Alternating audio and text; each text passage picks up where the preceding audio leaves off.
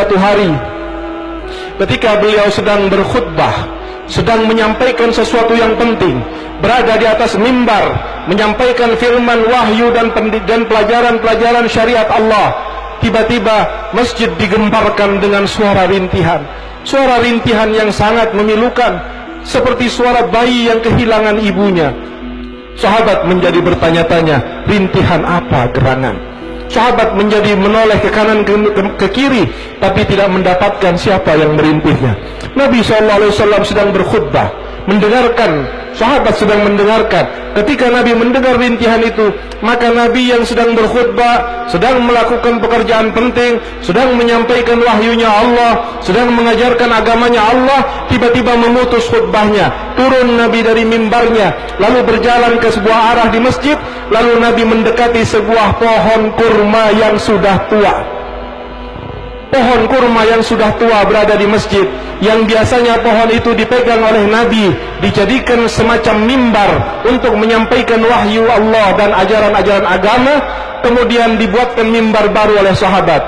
Hadirin rahimakumullah, pohon kurma yang tidak punya hati, pohon kurma yang tidak punya perasaan, pohon kurma yang tidak membaca salawat, mereka merasa hatinya teriris ketika dipisah dari Nabi Muhammad.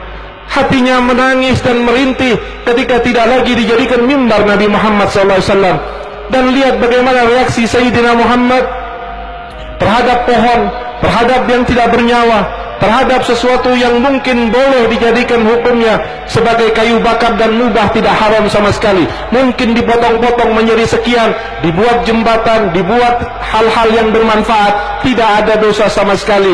Tetapi lihatlah Sayyidina Muhammad, ketika Nabi Muhammad tahu bahwa rintihan itu keluar dari pohon kurma yang sudah kering, Nabi Muhammad turun dan sedang khutbah. Nabi Muhammad hentikan khutbahnya, Nabi Muhammad turun dan kemudian menghampiri pohon kering itu. Apa yang dilakukan oleh Nabi Muhammad terhadap pohon yang kering? Nabi Muhammad memeluknya bagaikan seorang ibu yang memeluk bayinya. Nabi Muhammad mengucapkan kata-kata yang tidak didengar oleh sahabat. Apa kata-katanya? Dan kemudian menjadikan pohon kurma yang merintih itu tiba-tiba hilang rintihannya. Sebagian riwayat mengatakan bahwa Nabi mengatakan kepada pohon kurma, engkau berhentilah merintih, engkau akan aku jadikan mimbarku nanti di sorga. Baru kemudian pohon kurma itu berhenti merintih. Dan Nabi kemudian mengatakan kepada sahabatnya, wahai sahabatku, jika seandainya tidak aku peluk pohon kurma itu, maka dia akan merintih sampai hari kiamat. Hadirin rahimakumullah, kita bukan pohon kurma. Kita adalah umat yang disebut oleh Nabi Muhammad.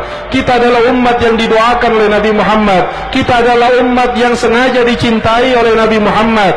Kita adalah umat yang diperjuangkan siang dan malam oleh Nabi Muhammad. Maka merintihlah kalian kepada Rasulullah agar Rasul turun dari mimbarnya dan memeluk kalian. Jika seandainya Nabi akan turun dan memutus khutbahnya untuk memeluk sebatang pohon kurma yang kering, maka apakah mustahil jika seandainya yang merintih itu adalah orang yang hobi maulid, orang yang cinta ulama, orang yang sholat 5 waktu, orang yang selalu membaca salawat kepada Nabi Muhammad, kemudian pada satu saat dia mengheningkan perasaannya, dia memfokuskan perhatiannya, lalu terucap dari mulutnya, Assalamualaikum ayyuhan nabiyyu wa rahmatullahi wa barakatuh, lalu mengalir kedua air matanya.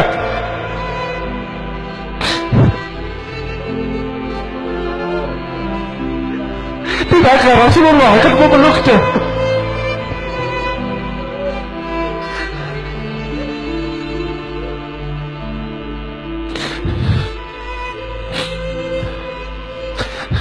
Betapa mulianya ada seorang hamba dipeluk oleh Sayyidina Muhammad. Betapa agungnya jika seorang hamba dipeluk oleh Sayyidina Muhammad. Betapa inginnya kami dipeluk oleh Engkau ya Rasulullah.